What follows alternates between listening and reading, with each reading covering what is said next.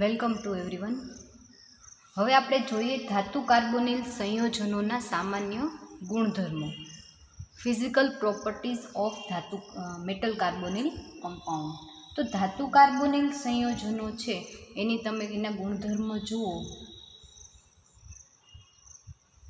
તો ધાતુ કાર્બોનિલ સંયોજનો સ્ફટિકમય,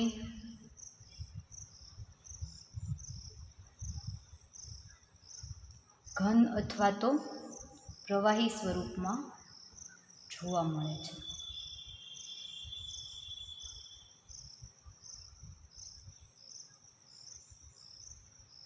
સેકન્ડ પ્રોપર્ટીઝ જે છે, એક કેન્દ્રીય ધાતુ કાર્બોનિલ સંયોજનો જે છે એ રંગવિહીન હોય છે.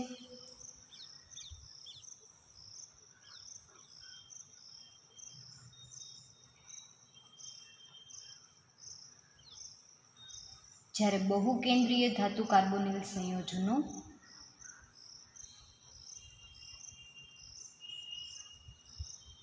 રંગીન હોય છે. ધાતુ કાર્બોનિલ સંયોજનો જે છે એ પાણીમાં અદ્રાવ્ય અને કાર્બનિક દ્રાવકોમાં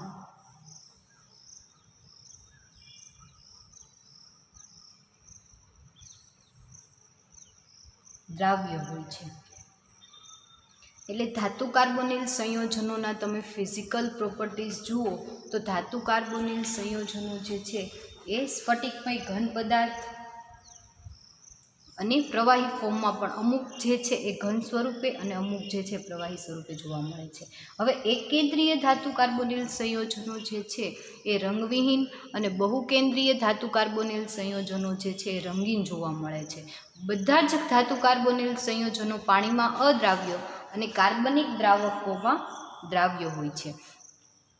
આપણે ગયા લેક્ચરની અંદર ધાતુ કાર્બોનિલ સંયોજનો એટલે શું, ઓર્ગેનોમેટાલિક કમ્પાઉન્ડ એટલે શું, EAN ઇફેક્ટ અને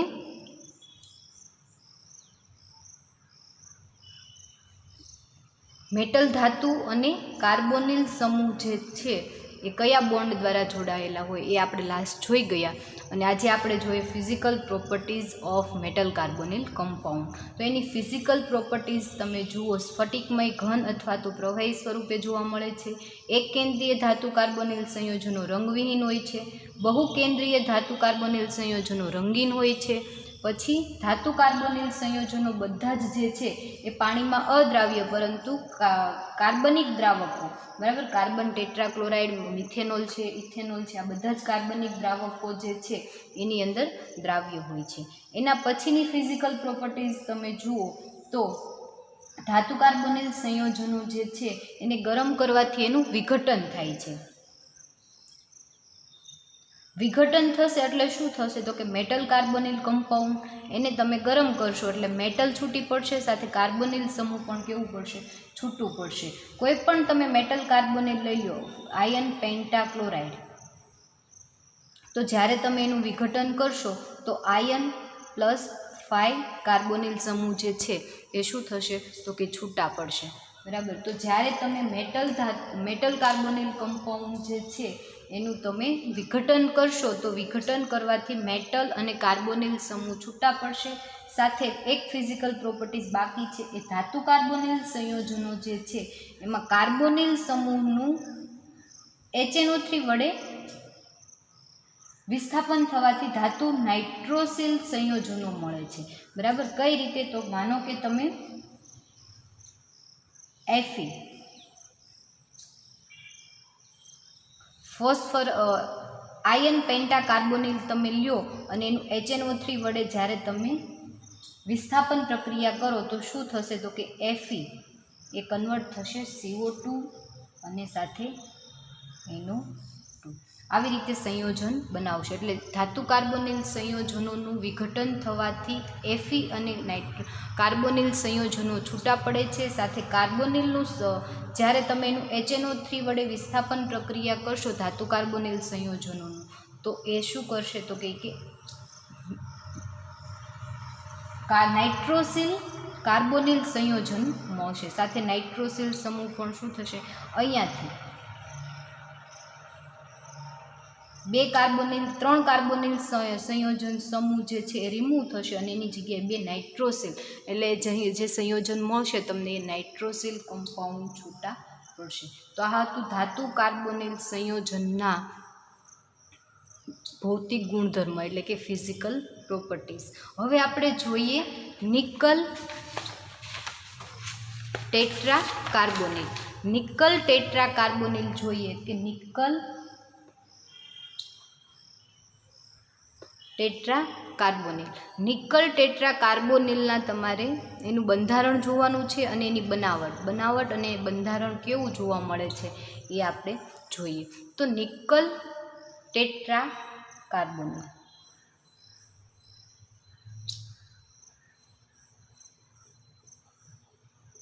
તો આપણે ફર્સ્ટ જોઈએ એની બનાવટ કે શેમાંથી બને છે. તો તમને તે ખબર છે કે નિકલ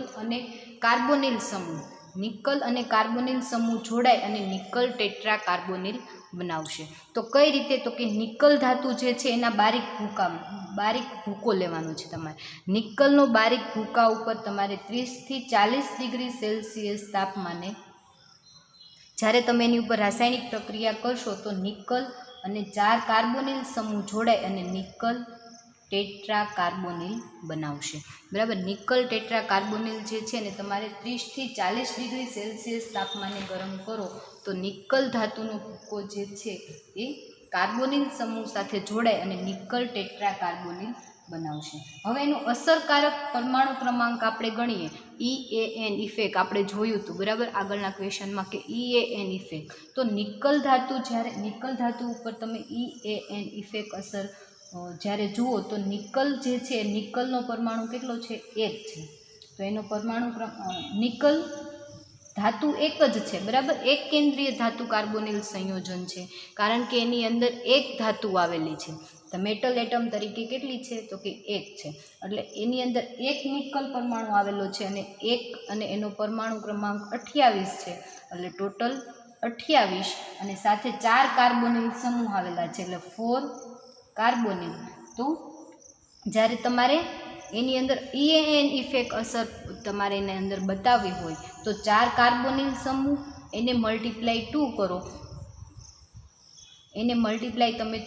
એટલે કેટલા મળશે? તમને 8 મળશે અને બંનેનો ટોટલ તમે કરશો એટલે 36 થશે. એટલે એ ક્રિપ્ટોન જેવી તમને નિષ્ક્રિય વાયુ જેવી રચના પ્રાપ્ત થશે. એટલે નિકલ પરમાણુ જે છે એ કાર્બોનિલ સમૂહ સાથે જ્યારે જોડાય છે ત્યારે એ નિષ્ક્રિય વાયુ હોવાનું બતાવે છે બરાબર.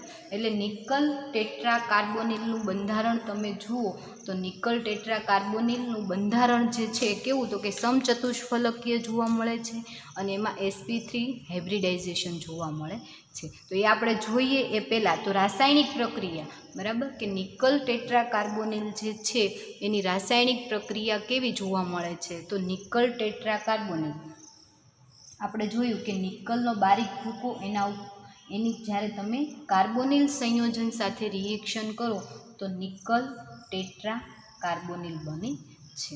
હવે આ જે નિકલ ટેટ્રા કાર્બોનિલ છે એ કેમિકલ રિએક્શન કઈ રીતે આપે છે? તો જ્યારે તમે નિકલ ટેટ્રા કાર્બોનિલ છે એની બ્રોમિન સાથે રિએક્શન કરશો, બ્રોમિનના અણુ સાથે રિએક્શન કરશો તો 4 કાર્બોનિલ સમૂહ જે છે એ છૂટા પડશે અને નિકલ સાથે નિકલ Br2 નિકલ ડાયબ્રોમાઇડ બનશે અને સાથે તમને 4 કાર્બોનિલ સમૂહ કેવા થશે? છૂટા પડશે. એટલે નિકલ કાર્બોનિલની જ્યારે તમે બ્રોમિન સાથે રિએક્શન બતાવો છો કેમિકલ રિએક્શન ત્યારે એ નિકલ ડાયબ્રોમાઇડ બનાવે છે. સેકન્ડ રિએક્શન આપણે H2SO4 સાથે જોઈએ તો નિકલ ટેટ્રા કાર્બોનિલ જે છે એની તમે H2SO4 સાથે રિએક્શન કરશો તો નિકલ સલ્ફેટ બનશે અને સાથે તમારે 4 કાર્બોનિલ અને 1 H2નું અણુ શું થશે? તો કે રિમૂવ થશે. જ્યારે તમે H2SO4 સાથે રિએક્શન કરો છો નિકલ ટેટ્રા કાર્બોનિલની H2SO4 સાથે રિએક્શન કરો તો તમને નિકલ સલ્ફેટ અને સાથે 4 કાર્બોનિલના અણુ રિમૂવ થશે અને એક H2નો પરમાણુ રિમૂવ થશે. હવે આપણે હમણાં જ જોયું એની ફિઝિકલ પ્રોપર્ટીઝની અંદર કે કોઈ બી મેટલ કાર્બોનિલ કમ્પાઉન્ડ છે એનું તમે વિઘટન કરશો તો વિઘટન કરવાથી મેટલ ધાતુ અને કાર્બોનિલ સંયોજન જે છે એ છૂટા પડશે. તો આપણે નિકલ ટેટ્રા કાર્બોનિલનું વિઘટન જોઈએ. તો જ્યારે તમે એનું વિઘટન કરશો તો વિઘટન કરવાથી નિકલ ધાતુ અને કાર્બોનિલ સંયોજન જે છે એ કેવા થશે? છૂટા પડશે. એટલે નિકલ પ્લસ 4 કાર્બોનિલ સમૂહ છૂટા પડશે. એટલે કોઈ બી નિકલ ધાતુનું કોઈ બી તમે મેટલ કાર્બોનિલ કમ્પાઉન્ડનું વિઘટન કરો તો નિકલ અને કાર્બોનિલ સમૂહ કેવા થશે? છૂટા પડશે. એના પછી આપણે જોઈએ બેરિયમ હાઇડ્રોક્સાઇડ સાથે રિએક્શન. હવે જ્યારે તમે નિકલ ટેટ્રા કાર્બોનિલની બેરિયમ હાઇડ્રોક્સાઇડ BaOH ટ્વાઇસ એની સાથે રિએક્શન કરો તો શું થશે? તો કે નિકલ જે છે એ નિકલ કાર્બોનિલ સમૂહમાંના એક કાર્બોનિલ સમૂહ રિમૂવ થશે, એની જગ્યાએ 2 H2ના અણુ ઉમેરાઈ જશે. એટલે H2 નિકલ CO3 બનાવશે અને એક બેરિયમ જે છે એ CO3 બરાબર CO3 સાથે જોડાય અને BaCO3 બનાવશે. એટલે નિકલની તમે કેમિકલ રિએક્શન જુઓ તો બેરિયમ Br2 સાથે H2SO4 સાથે વિઘટન પ્રક્રિયા અને બેરિયમ હાઇડ્રોક્સાઇડ સાથે પ્રક્રિયા. બરાબર. તો આ હતી એની કેમિકલ પ્રોપર્ટીઝ. હવે એની તમે ફિઝિકલ પ્રોપર્ટીઝ જુઓ તો નિકલ કાર્બોનિલ જે છે એની બાષ્પ ઘનતા અને બેન્ઝીનમાં ગલનબિંદુ દર્શાવે છે. બરાબર. અને તેનું અણુસૂત્ર નિકલ CO4 અને બંધારણ સમચતુષ્ફલકીય જોવા મળે છે. બરાબર. સ્ફટિકમાં એક ઘન પદાર્થ છે, બાષ્પ ઘનતા અને બેન્ઝીનમાં એનું ગલનબિંદુ દર્શાવે છે અને એનું અણુસૂત્ર નિકલ CO4 છે. આ એની ફિઝિકલ પ્રોપર્ટીઝ છે અને એની કેમિકલ પ્રોપર્ટીઝ આપણે જોઈ 1, 2, 3 અને 4. બરાબર.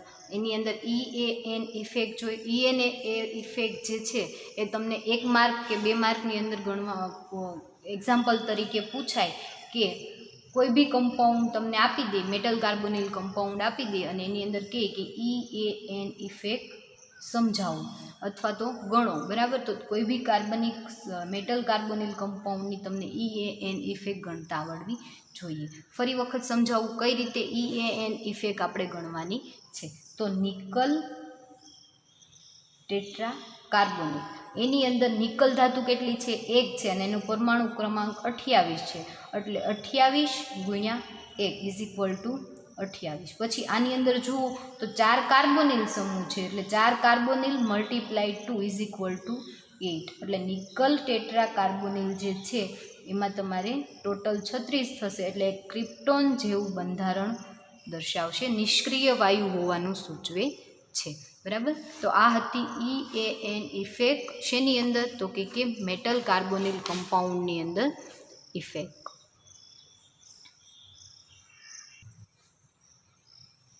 હવે આપણે નિકલ ટેટ્રા કાર્બોનિલનું બંધારણ જોઈએ તો તમને ખ્યાલ છે કે નિકલ ધાતુ જે છે 4 કાર્બોનિલ સંયોજન સાથે જોડાય અને નિકલ ટેટ્રા કાર્બોનિલ બનાવે છે. એટલે એમાં sp3 હાઇબ્રિડાઇઝેશન જોવા મળે છે અને નિકલની ડી કક્ષકમાંથી ઇલેક્ટ્રોન જે છે ઉત્તેજિત અવસ્થામાં આવી 4s કક્ષકમાં જશે અને 4s કક્ષકમાં જે ઇલેક્ટ્રોન જશે એટલે s કક્ષક અને p કક્ષક જોડાય અને નિકલ ટેટ્રા કાર્બોનિલ બનાવશે. તો આપણે એ જોઈએ તો એ પહેલાં તમને ખબર છે કે કાર્બોનિલ સમૂહ જે છે એ પોતે પ્રબળ લિગેન્ડ તરીકે વર્તે છે અને પ્રબળ લિગેન્ડ તરીકે વર્તે છે એટલે એ નિકલ ધાતુ સાથે જે બોન્ડ બનાવશે એ નિકલ ટેટ્રા કાર્બોનિલ સંયોજન બનાવશે. એટલે આપણે જોઈએ કે નિકલ જે છે એની ઇલેક્ટ્રોન રચના શું થશે? તો કે આર્ગોન 18, નિકલનો પરમાણુ ક્રમાંક 28. બરાબર. એટલે 3D કક્ષકની અંદર ઇલેક્ટ્રોન કેટલા હશે એમાં? તો કે 10 હશે. 3D કક્ષકની અંદર 10 ઇલેક્ટ્રોન, પહેલાં આર્ગોન 18, 3D 10, 4s2 અને 4p 0. એની પી કક્ષક કેવી છે? ખાલી છે. હવે પી કક્ષક ખાલી છે તો પહેલાં તો શું કરશે? કાર્બોનિલ સંયોજન છે એ પ્રબળ લિગેન્ડ તરીકે વર્તે છે, એટલે એની પી કક્ષક જે ખાલી છે એની અંદર પોતાનો ઇલેક્ટ્રોન યુગ્મ દાન કરી અને એની સાથે બોન્ડ બનાવી લેશે અને નિકલ ટેટ્રા કાર્બોનેટ બનાવશે. બરાબર, તમને ખ્યાલ છે કે પહેલાં કઈ કક્ષક ભરાશે? 3D કક્ષક. આર્ગોન 18, પછી 3D કક્ષક, એટલે ડી કક્ષકમાં 10 ઇલેક્ટ્રોન, 18 ને 10 કેટલા થશે? 28 થશે. અને એની 4s કક્ષક જે છે એ કેવી થઈ જશે? અહીંયા તમારે 4s શૂન્ય આવશે. 4s કક્ષકમાં ઇલેક્ટ્રોન નહીં હોય, 4p કક્ષક પણ કેવી હશે? ખાલી હશે. બરાબર, એટલે જ્યારે નિકલ જે છે એ કાર્બોનિલ સાથે બોન્ડ બનાવશે ત્યારે કાર્બોનિલ પ્રબળ લિગેન્ડ હોવાથી એના ઇલેક્ટ્રોન યુગ્મ જે છે એ નિકલને શું કરી દેશે? દાન કરી દેશે. એટલે એની જે પી કક્ષક ખાલી છે એ પી કક્ષકની અંદર કાર્બોનિલ સંયોજન પોતાનું ઇલેક્ટ્રોન યુગ્મ લઈને એની સાથે બોન્ડ બનાવી દેશે.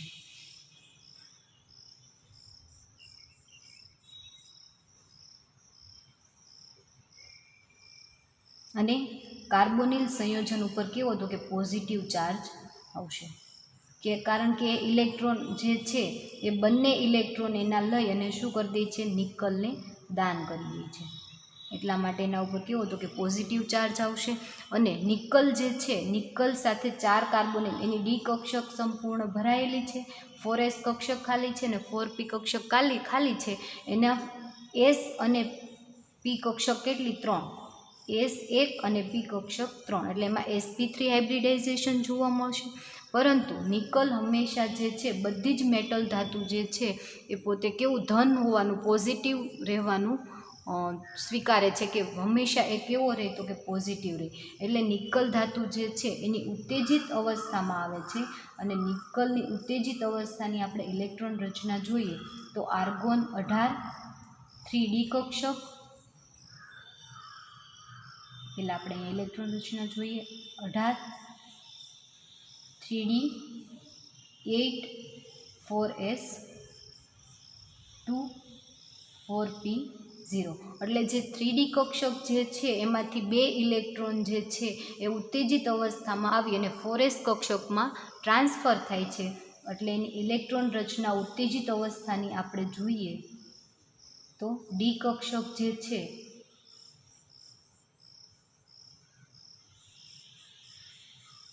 એની 2 1 અને 2 બંને ઇલેક્ટ્રોન જે છે 4s કક્ષકમાં ટ્રાન્સફર થશે. એક 4s કક્ષકમાં અને એક 4p કક્ષકમાં.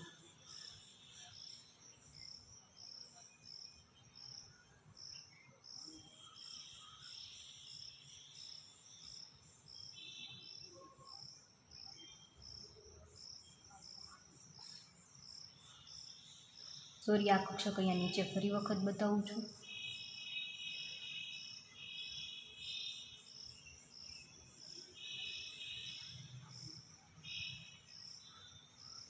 એટલે 3D કક્ષકમાં 8 ઇલેક્ટ્રોન, એક 4s કક્ષકમાં અને એક 4p કક્ષકમાં જોડાય અને ઇલેક્ટ્રોન સ્થાનાંતરિત થશે. હવે કાર્બોનિલ સમૂહ જે છે એ શું કરશે તો કે પોતાનો એક ઇલેક્ટ્રોન મેટલ ધાતુ નિકલને ડોનેટ કરશે, એટલે એની સાથે બોન્ડ બનાવી લેશે.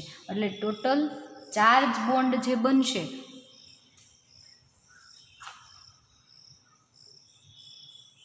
બે કક્ષક જે છે એમાં બંને ઇલેક્ટ્રોન કોણ આપશે તો કે કાર્બોનિલ સમૂહ આપશે અને એના ઉપર પોઝિટિવ ચાર્જ આવશે. અને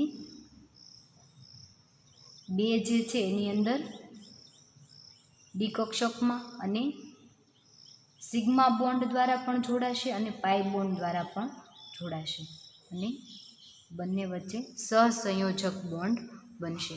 આ સિગ્મા બોન્ડ દ્વારા જોડાય છે અને આ પાઈ બોન્ડ દ્વારા. આ પણ સિગ્મા બોન્ડ અને આ પાઈ બોન્ડ દ્વારા નિકલ સાથે જોડાય અને શેની રચના કરે છે તો કે નિકલ ટેટ્રા કાર્બોનિલની રચના કરે છે. તો આ નિકલ ધાતુ છે એની સાથે સિગ્મા બોન્ડ અને પાઈ બોન્ડ અને સાથે ઓક્સિજન જે છે પોતાનું ઇલેક્ટ્રોન યુગ્મ જે કેટલા 2 ઇલેક્ટ્રોન યુગ્મ અહીંયા ડોનેટ કરે છે 4p કક્ષકમાં, બરાબર. એટલે આ જે છે નિકલ ટેટ્રાકાર્બોનિલનું બંધારણ છે અને એનું આપણું સ્ટ્રક્ચરલ બંધારણ જોઈએ, એનું સ્ટ્રક્ચર, તો એનો આકાર કેવો થાય છે તો કે સમચતુષ્ફલકીય, બરાબર. સમચતુષ્ફલકીય એટલે સેન્ટરની અંદર નિકલ ધાતુ,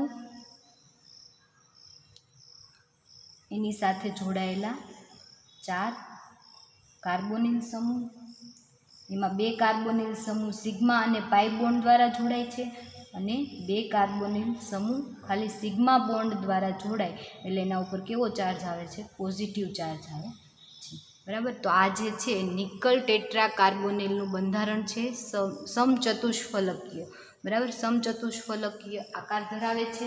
હાઇબ્રિડાઇઝેશન sp3 હાઇબ્રિડાઇઝેશન જોવા મળે છે, કેમ કે એની અંદર એક s કક્ષક અને 3 p કક્ષકો જોડાય અને sp3 હાઇબ્રિડાઇઝેશન જોવા મળે છે. અને એક ઇલેક્ટ્રોન ધરાવતો ન હોવાથી એ કેવો છે તો કે ડાયામેગ્નેટિક છે અને તેની દ્વિધ્રુવીય ચાક માત્રા હંમેશા કેવી તો કે 0 જોવા મળે છે. દ્વિધ્રુવીય ચાક માત્રા અને તમે એની દ્વિધ્રુવીય ચાક માત્રા અને ડાયામેગ્નેટિક મોમેન્ટ જે છે તમે એનાલિટિક સ્ટ્રક્ચરલ કેમિસ્ટ્રીની અંદર જોઈ ગયા કે દ્વિધ્રુવીય ચાક માત્રા અને ડાયામેગ્નેટિક કમ્પાઉન્ડ કોને કહેવાય, બરાબર. તો એની દ્વિધ્રુવીય ચાક માત્રા હંમેશા કેવી હોય છે, 0 હોય છે.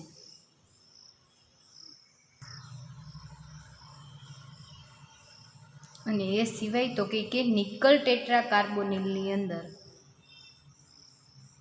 2 કાર્બોનિલ સમૂહ જે છે એ સિગ્મા અને પાઈ બોન્ડ દ્વારા અને 2 કાર્બોનિલ સમૂહ જે છે ખાલી સિગ્મા બંધ દ્વારા જોડાય.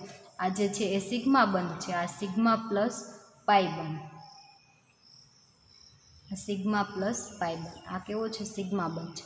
સિગ્મા અને પાઈ બોન્ડ દ્વારા જોડાય અને સિગ્મા નિકલ ટેટ્રાકાર્બોનિલની રચના કરે છે.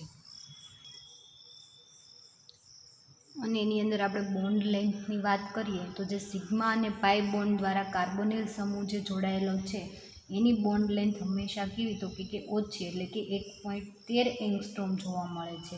જ્યારે ઓનલી સિગ્મા બોન્ડ દ્વારા જ્યારે જોડાયેલા છે કાર્બોનિલ સમૂહ ત્યારે એની બોન્ડ લેન્થ 1.15 એંગસ્ટ્રોમ જોવા મળે છે. એટલે નિકલ ટેટ્રાકાર્બોનિલ સંયોજન જે છે એની અંદર તમારે sp3 હાઇબ્રિડાઇઝેશન જોવા મળે છે. નિકલ ટેટ્રાકાર્બોનિલની અંદર 2 સિગ્મા બોન્ડ અને 2 પાઈ બોન્ડ જોવા મળે છે. સિગ્મા બોન્ડ ને પાઈ બોન્ડ દ્વારા જોડાયેલા છે એ કાર્બોનિલ સમૂહની બોન્ડ લેન્થ ઓછી છે, જ્યારે ખાલી સિગ્મા બંધ દ્વારા જોડાયેલા કાર્બોનિલ સમૂહ જે છે આવડા આ ખાલી સિગ્મા બંધ દ્વારા અને આ સિગ્મા પ્લસ પાઈ બોન્ડ દ્વારા, એટલે આની બોન્ડ લેન્થ હંમેશા કેવી થાય છે, ઓછી થાય છે. આની બોન્ડ લેન્થ સિગ્મા બંધ દ્વારા જોડાયેલા છે એની બોન્ડ લેન્થ 1.15 એંગસ્ટ્રોમ અને અહીંયા જે છે બોન્ડ એની બોન્ડ લેન્થ હંમેશા 1.13 એંગસ્ટ્રોમ જોવા મળે છે. તો આ જે છે નિકલ ટેટ્રાકાર્બોનિલનું બંધારણ છે. અને એની અંદર જ્યારે એની તમે રિએક્શન ઓર્થોફિનાન્થ્રીન સાથે કરો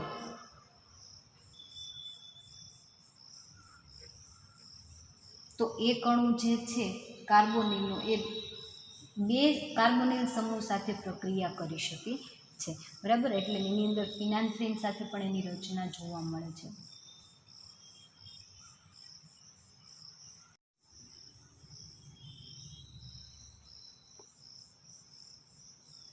હવે આપણે ફોસ્ફરસ પેન્ટાકાર્બોનિલ કમ્પાઉન્ડની અંદર એનું બંધારણ જોઈએ તો ફોસ્ફરસ પેન્ટાકાર્બોનિલની બનાવટ તો આપણને ખબર છે કે Fe ધાતુ જે છે એની પેન્ટાકાર્બોનિલ સંયોજન સાથે જ્યારે તમે 200 થી 250 ડિગ્રી સેલ્સિયસ તાપમાને તમે એની રિએક્શન કરશો તો તમને જે મળશે ફોસ્ફરસ પેન્ટાકાર્બોનિલ સંયોજન મળશે, બરાબર. આ જે છે એની બનાવટ છે. હવે આપણે એમાં EAN ઇફેક્ટ કરીએ તો અસરકારક એટોમિક નંબર જ્યારે તમે એના ઉપર લાગુ પાડશો ત્યારે શું થશે તો કે Feનો પરમાણુ ક્રમાંક 26 છે અને Fe મેટલ કેટલી તો કે આપણા કાર્બોનિલ સંયોજનમાં 1 છે, એટલે 26 × 1 = 26 અને એની અંદર 5 કાર્બોનિલ સમૂહ આવેલા છે એટલે 2 × 5 = 10, એટલે ટોટલ જે છે ક્રિપ્ટોન જેવું તે બંધારણ દર્શાવે છે. એટલે જે આ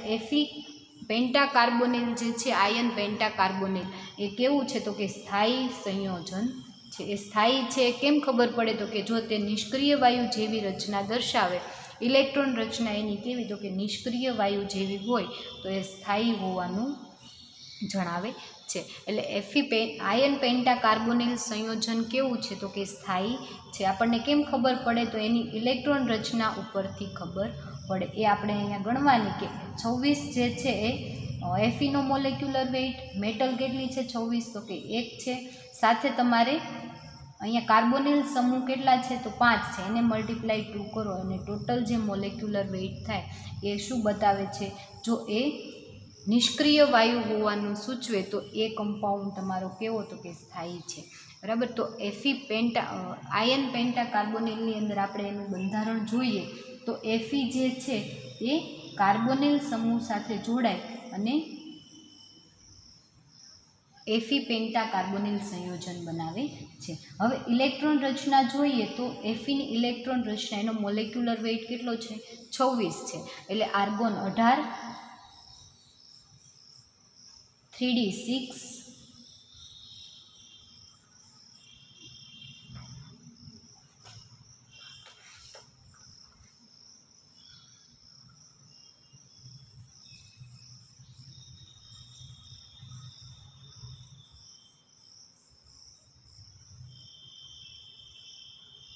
4s2 અને 4p1 આ એની ઇલેક્ટ્રોન રચના થશે. હવે આપણે જ્યારે એની ઉત્તેજિત અવસ્થાની ઇલેક્ટ્રોન રચના જોઈએ તો ઉત્તેજિત અવસ્થામાં 3d કક્ષક 6 ઇલેક્ટ્રોન અને 4s કક્ષકમાં જે 2 ઇલેક્ટ્રોન છે એમાંથી એક ઇલેક્ટ્રોન ક્યાં તો કે 4p કક્ષકમાં જોડાશે.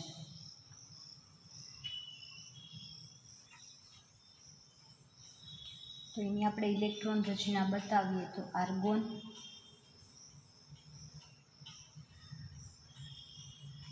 -3d6, 4s2 ને 4p0. બરાબર.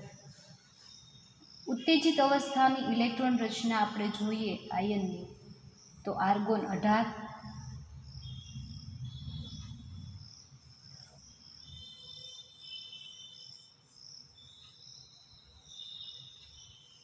3d6, 4s કક્ષકમાંથી એક ઇલેક્ટ્રોન 4p કક્ષકની અંદર સ્થાનાંતર કરશે. એટલે એની ઇલેક્ટ્રોન રચના થશે 3d6, 4s2, 4s1 અને 4p1.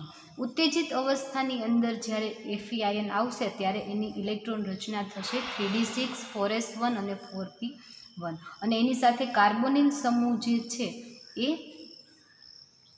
2 સિગ્મા બોન્ડ દ્વારા જોડાશે અને પેન્ટાકાર્બોનિલની વાત કરીએ છીએ એટલે 5 કાર્બોનિલ સમૂહ જોડાશે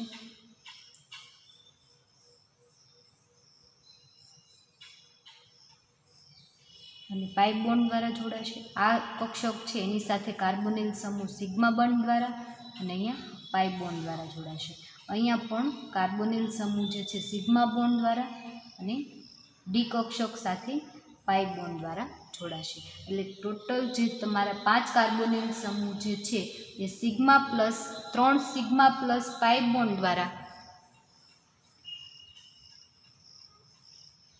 અને 2 જે છે એ સિગ્મા બોન્ડ દ્વારા કાર્બોનિલ સમૂહ એફી આયન સાથે જોડાશે અને શેની રચના કરશે FeCO5 પેન્ટાકાર્બોનિલની રચના કરશે. તો આ જે છે ઇલેક્ટ્રોન રચના દર્શાવે છે એની અંદર તમારે હાઇબ્રિડાઇઝેશન જે જોવા મળશે એક ડી કક્ષક, પછી એક એસ કક્ષક અને પી કક્ષક કેટલી 3. આ એક ડી કક્ષક, એસ કક્ષક અને 3 પી કક્ષક એટલે DsP2 હાઇબ્રિડાઇઝેશન જોવા મળશે. ઉત્તેજિત અવસ્થામાં આયન જ્યારે આવશે ત્યારે એની અંદર કાર્બોનિલ સમૂહ જે જોડાશે એ D2sp3 સંકરણ દ્વારા જોડાશે અને D2sp3 સંકરણ જ્યારે આવે ત્યારે એનો શેપ કેવો થાય તો કે ટ્રાયગોનલ બાયપિરામિડ.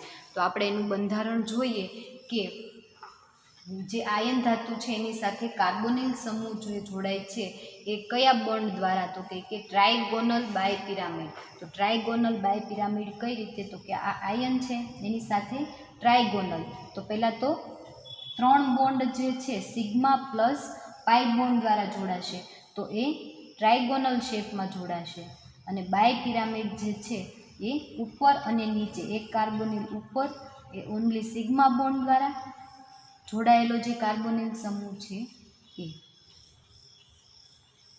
બરાબર, એટલે આ આયન જે છે એની અંદર કાર્બોનિલ સમૂહ પણ એકબીજા સાથે જોડાયેલા છે અને શેની રચના કરે છે, ટ્રાયગોનલ.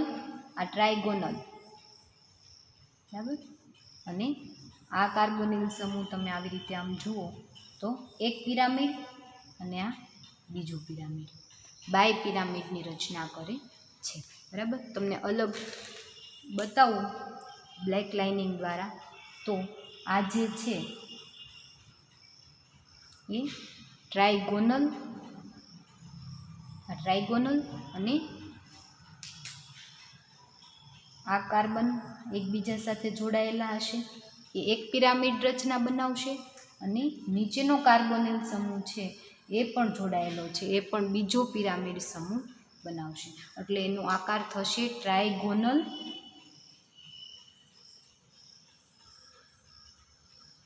By pyramid. કેવી રચના જોવા મળે છે, ટ્રાયગોનલ બાય પિરામિડ. બરાબર, એટલે આયન પેન્ટા કાર્બોનિલ સંયોજન છે એનું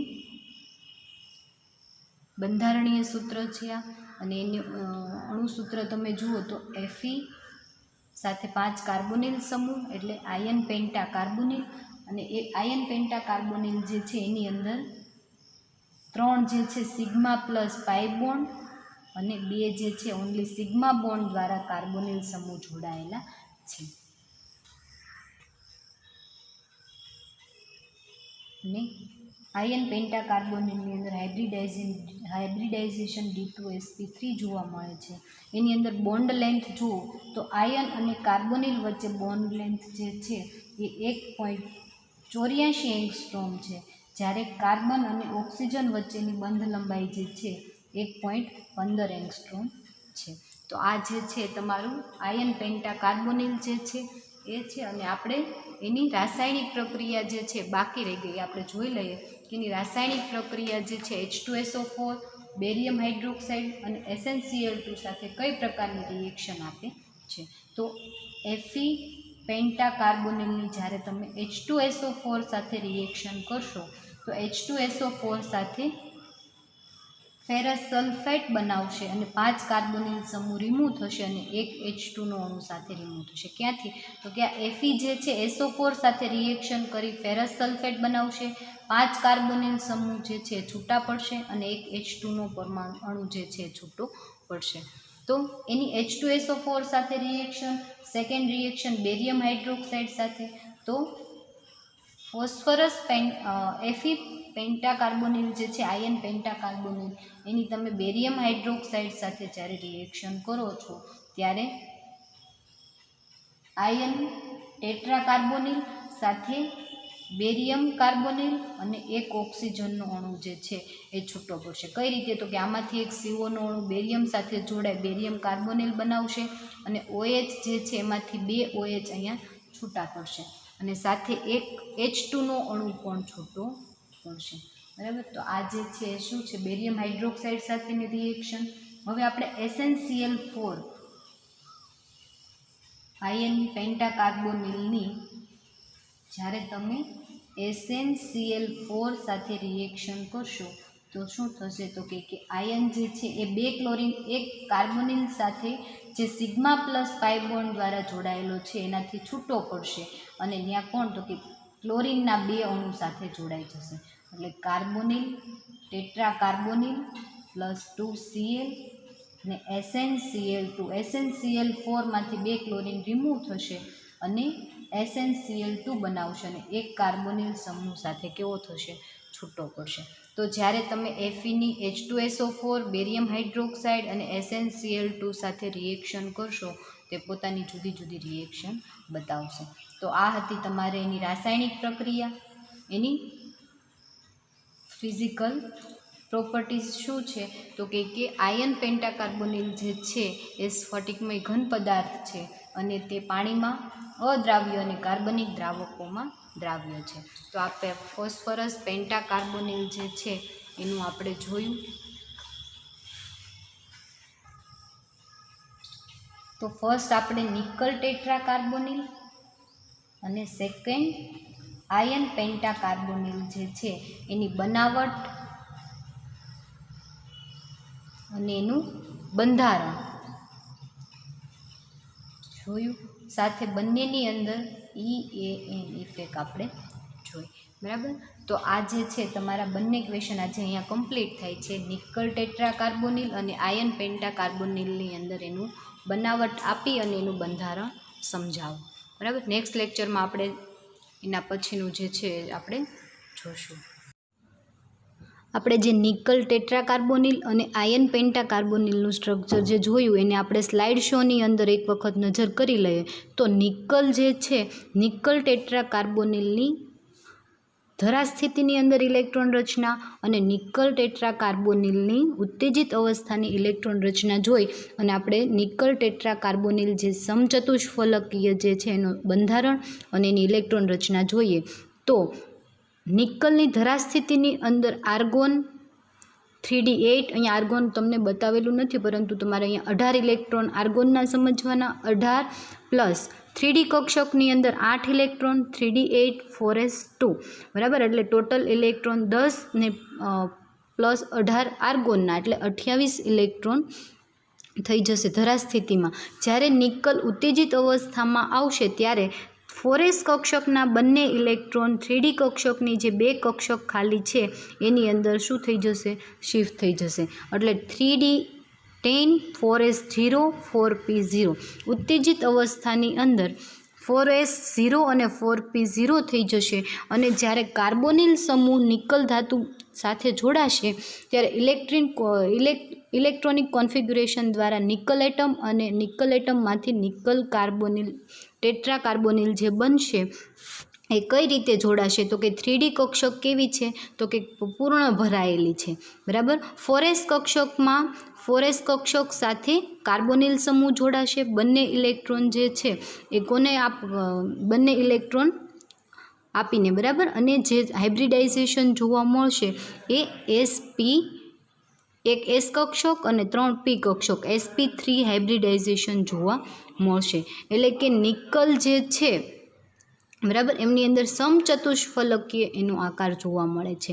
એટલે નિકલ એની સાથે 2 જે છે આની અંદર તમને 4 સિગ્મા બોન્ડથી બતાવેલા છે પરંતુ 2 સિગ્મા બોન્ડથી અને 2 સિગ્મા પ્લસ પાઈ બોન્ડથી તમારે એને દર્શાવવાના છે. બરાબર. તો આ જે છે એ નિકલ ટેટ્રાકાર્બોનિલનું બંધારણ. હવે આપણે Fe આયન પેન્ટાકાર્બોનિલ જોઈએ. બરાબર. આની અંદર હાઇબ્રિડાઇઝેશન કયું જોવા મળે છે? sp3 હાઇબ્રિડાઇઝેશન જોવા મળે છે. આકાર જે છે એ સમચતુષ્ફલકીય છે અને ટોટલ કેટલા? 4 કાર્બોનિલ સમૂહ 2 સિગ્મા બંધ દ્વારા અને 2 પાઈ બોન્ડ દ્વારા જોડાયેલા હશે. હવે આપણે આયન પેન્ટાકાર્બોનિલનું જોઈએ. તો આયન જે છે એનો મોલેક્યુલર વેઇટ પરમાણુ ક્રમાંક કેટલો છે? 26 છે. બરાબર. તો 26 એની ધરાસ્થિતિની ઇલેક્ટ્રોન રચના 3d આર્ગોન 3d6 4s2. બરાબર.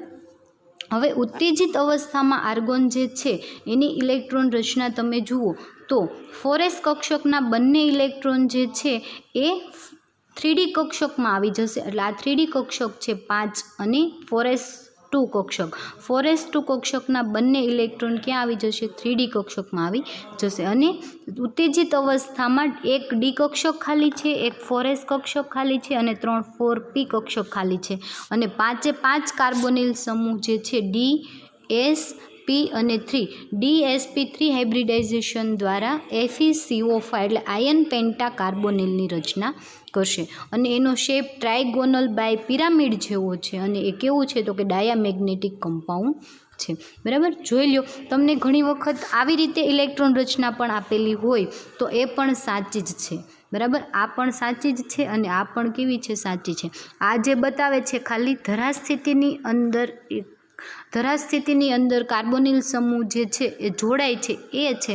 અને આ ઉત્તેજિત અવસ્થાની અંદર ઇલેક્ટ્રોન રચના જુઓ તો કાર્બોનિલ સમૂહ સાથે સિગ્મા પ્લસ પાઈ બોન્ડ, બરાબર, આ સિગ્મા બોન્ડ, આ પાઈ બોન્ડ, બધા કાર્બોનિલ, આ બંને કાર્બોનિલ જે છે પોતાનું ઇલેક્ટ્રોન યુગ્મ આપી અને સિગ્મા બોન્ડ દ્વારા જોડાય છે, એટલે કે સહસંયોજક બંધ દ્વારા જોડાય છે. જ્યારે એક પી કક્ષક, એક એસ કક્ષક અને એક ડી કક્ષક, એની અંદર સિગ્મા પ્લસ પાઈ બોન્ડ દ્વારા કાર્બોનિલ સમૂહ જોડાય અને શેની રચના કરે છે, આયન પેન્ટા કાર્બોનિલની રચના કરે છે. અને એનો શેપ તમે જુઓ તો ટ્રાઇગોનલ બાય પિરામિડ, આ બંને જે છે એ એફી આયન પેન્ટા કાર્બોનિલના બંધારણ છે. એટલે તમને આઈડિયા આવી ગયો હશે કે આયન પેન્ટા કાર્બોનિલ જે છે એ આયન પેન્ટા કાર્બોનિલ જે છે 3 સિગ્મા પ્લસ પાઈ બોન્ડ દ્વારા અને 2 કાર્બોનિલ જે છે એ સિગ્મા બોન્ડ દ્વારા આયન સાથે જોડાય અને આયન પેન્ટા કાર્બોનિલની રચના કરે છે. અને એનો શેપ ટ્રાઇગોનલ બાય પિરામિડ. કેમ ટ્રાઇગોનલ બાય પિરામિડ કહે છે તો કે ટ્રાઇગોનલ બાય પિરામિડ, બરાબર. તો આ જે છે એક ટ્રાઇગોનલ અને આ એક બાય પિરામિડ, જે મેં હમણાં તમને ડ્રો કરીને પણ આગળ બતાવ્યું એ જ રીતે, બરાબર. એટલે આ શેપ ટ્રાઇગોનલ થશે અને આ બાય પિરામિડ, બરાબર. ટ્રાઇગોનલ બાય પિરામિડ એટલે આયન પેન્ટા કાર્બોનિલની અંદર જે જોવા મળે છે શેપ એ કેવો, ટ્રાઇગોનલ બાય પિરામિડ જોવા મળે છે. તો આજે તમને સ્લાઇડની અંદર સમજાવી દીધું અને સાથે તમને લેક્ચરની અંદર પણ તમને સમજાવી દીધું, બરાબર. એટલે તમને ખ્યાલ આવે કે ક્યાંથી કઈ રીતે ઇલેક્ટ્રોન શિફ્ટ ક્યાં થાય છે, બરાબર. તો આવી રીતે તમારું આ જે છે નિકલ ટેટ્રા કાર્બોનિલ અને આયન પેન્ટા કાર્બોનિલ જે છે અહીંયા કમ્પ્લીટ થાય છે. Thank you.